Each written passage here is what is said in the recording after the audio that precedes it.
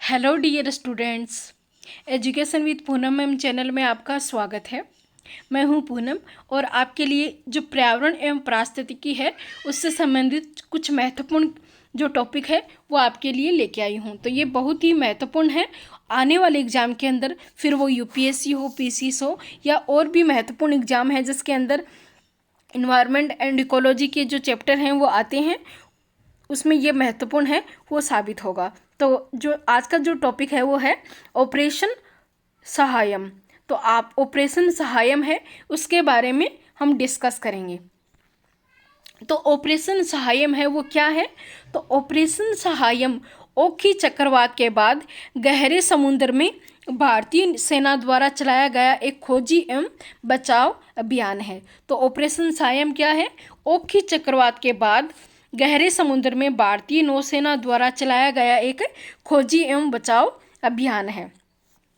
जो ओखी चक्रवात है ये उत्तर हिंद महासागर के खतरनाक चक्रवातों में से एक है। तो जो ओखी चक्रवात है वह उत्तर हिंद महासागर के जो खतरनाक चक्रवात है उनमें से एक माना जाता है।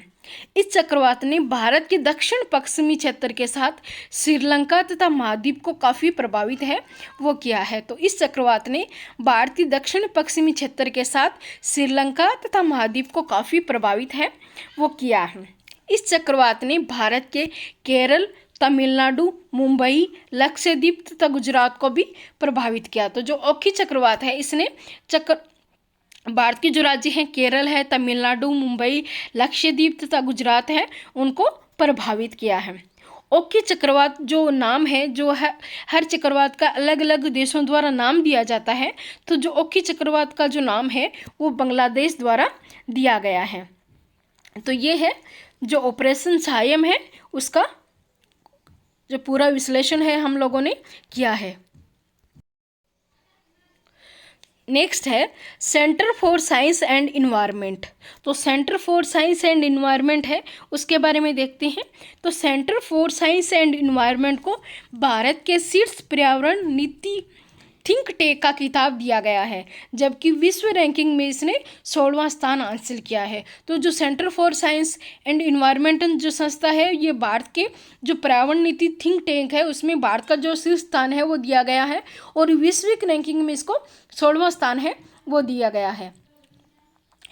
पेंसिल्वेनिया विश्वविद्यालय के the think tanks and civil societies program of leader institute द्वारा यह रैंक है वो दी गई है। तो इसको जो रैंक है वो किसने दी है?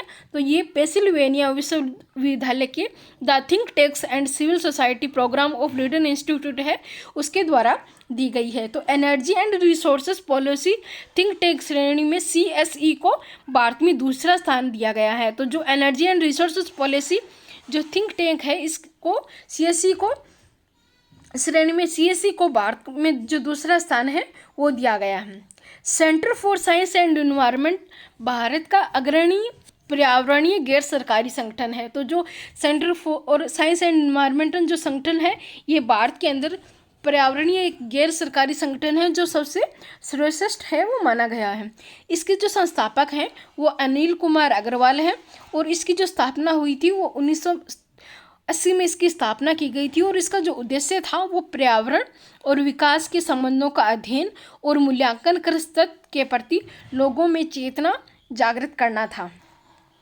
तो ये आपको जो centre for science and environment है इसकी जो कंप्लीट इन्फॉर्मेशन है वो हमने दी है। नेक्स्ट देखते हैं। नेक्स्ट हमारा जो टॉपिक है वो है फ्लाई एश। तो फ्लाई एश के बारे में देखते हैं कि केंद्रीय विद्युत मंत्रालय द्वारा एक वेब आधारित निगरानी प्रणाली फ्लाई एश मोबाइल ऐप एश ट्रैक लॉन्च की गई है। यह ताप बिजली संयंत्रों द्वारा उत्पादित राख के बेहतर प्रबंधन में सहायक होगा, क्योंकि जो राख है वो फ्लाई एश उत्पादकों, ताप बिजली संयंत्र तथा सड़क ठेकेदारों, सीमेंट संयंत्रों जैसे संभावित उपयोगकर्ताओं के बीच सेतु का काम है वो करता है। तो जो फ्लाई एश है ये केंद्रीय विद्युत मंत्रालय द्वारा एक वेब आधारित निगरानी प्रणाली है जिसे फ्लाई एश जो मोबाइल ऐप है इससे जो एश होगी उसके जो ट्रैक लॉन्च है उसके द्वारा इसकी जांच की जाएगी, जिससे जो ताप बिजली संयंत्र द्वारा उत्पादित राख सड़क ठेकेदारों और सीमेंट संयंत्रों से जो ऐश प्राप्त होती है उसके बीच में एक सेतु का काम है ये करेगा। फ्लाई ऐश पदार्थों के दहन के कारण उत्पन्न होने वाला एक उप उत्पाद है। कोयला आधारित तापीय विद्युत संयंत्रों में कोयले के जलने की प्रक्रिया में राख उप उत्पाद के रूप में निष्कासित होती है। तो जो कोयला आधारित तापीय विद्युत संयंत्रों में कोयले के जलने की प्रक्रिया में जो राख है वो उत्पाद के रूप में निष्कासित होती है।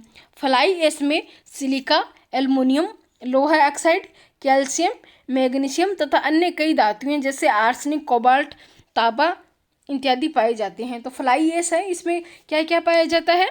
इसमें सिलिका, एल्युमिनियम, लोहा ऑक्साइड, कैल्शियम, मैग्नीशियम तथा अन्य कई धातुएं जैसे आर्सेनिक, कोबाल्ट, तांबा इत्यादि है वो पाए जाते हैं। इन खनिजों की जो उपस्थिति के कारण जो फ्लाई ऐश है इसका उपयोग सीमेंट बनाने, भवन निर्माण सामग्री में हल्की ईंट, सड़क, बांधों, फ्लाईओवर, निम्न भूमि को जो कृषि योग्य बनाने, बंजर भूमि विकास, खानों को बढ़ने और अन्य निर्माण कार्यों में इसका जो उपयोग है वो किया जाता है। चूँकि जो फ्लाई ऐश है ये भूमि की जल धारण क्षमता बढ़ा देती है, इसलिए इससे फसल उत्पादन में भी वृद्धि भी हो सकती है। जो फ्लाई ऐश है इन व्यापक उपयोगों को देखते हुए महाराष्ट्र सरकार ने फ्लाई ऐश उपयोगिता नीति को अपनाने का भी फैसला किया है। जो भारतीय कोयले में फ्लाई ऐश की जो मात्रा है वो 30 से 45% होती है, जबकि आयातित कोयले में इनकी मात्रा 10 से 15% होती है। इस प्रकार देश में कोयला लिग्नाइट आधारित थर्मल पावर प्लांटों में बड़ी मात्रा में फ्लाई ऐश उत्पन्न हो रही है, जिसके निपटने के लिए न केवल बिजली संयंत्रों के पास भूमि के एक बड़े क्षेत्र की आवश्यकता होती है, बल्कि ये हवा और पानी दोनों के प्रदूषण के स्रोतों में से भी एक है। फ्लाई ऐश है वो ये श्वसन संबंधी समस्याओं का भी एक कारण है, और इसके अलावा ये मृदा तथा पत्तियों पर पूरी तरह से जम जाती है, जिससे पौधों पर प्रतिकूल प्रभाव भी पड़ता है। फ्लाई ऐश में पाई जाने वाली भारी धातुओं की लॉन्चिंग के कारण भूजल के प्रदूषित होने का खतरा है वो रहता है। फ्लाई ऐश खदानों के छिद्रों को भर देती है, जिसके परिणाम स्वरूप भूजल के पुनर्भरण में कमी आ जाती है। और जो फ्लाई ऐश है ये भरे गए स्थानों पेड़ पौधों के लिए उपयुक्त भी होंगे, क्योंकि फ्लाई ऐश के कारण वृक्षों की जड़ें सही रूप से विकसित नहीं हो पाएंगी। इससे ऐसे स्थानों पर उगने वाले वृक्ष मंद गति से चलने वाली पवनों को भी झेल पाएंगे और जल्द ही जड़ सहित उखड़ जाएंगे। तो डियर स्टूडेंट्स, ये जो इन्वायरमेंट के टॉपिक हैं ये आपको कैसे लगे कमेंट करके ज़रूर बताएं। आप मेरे channel education with Poonam ma'am को सब्सक्राइब कीजिए, शेयर कीजिए और सब्सक्राइब कीजिए। तो आज के लिए इतना ही। Thank you.